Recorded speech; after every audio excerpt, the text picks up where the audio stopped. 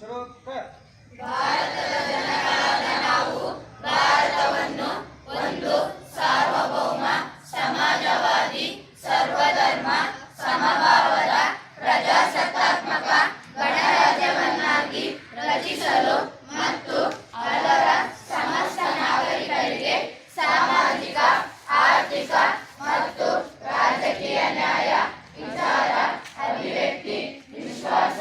ಧರ್ಮಶ್ರದ್ಧೆ ಹಾಗೂ ಉಪಾಸನಾ ಸ್ವಾತಂತ್ರ್ಯ ಸ್ಥಾನಮಾನ ಹಾಗೂ ಅವಕಾಶ ಸಮಾನತೆ ದೊರೆಯುವಂತೆ ಮಾಡಲು ಮತ್ತು ವ್ಯಕ್ತಿ ಗೌರವವನ್ನು ರಾಷ್ಟ್ರದ ಏಕತೆಯನ್ನು ಹಾಗೂ ಅಖಂಡತೆಯನ್ನು ಸುನಿಶ್ಚಿತಗೊಳಿಸಿ ಅವರಲ್ಲಿ ಭ್ರಾತೃಭಾವನೆಯನ್ನು ವೃದ್ಧಿಗೊಳಿಸಲು ಶ್ರದ್ಧಾಪೂರ್ವಕ ಸಂಕಲ್ಪ ಮಾಡಿದವರಾಗಿ ನಮ್ಮ ಸಂವಿಧಾನ ಸಭೆಯಲ್ಲಿ 1949ನೇ ಇಸ್ವಿ ನವೆಂಬರ್ ತಿಂಗಳ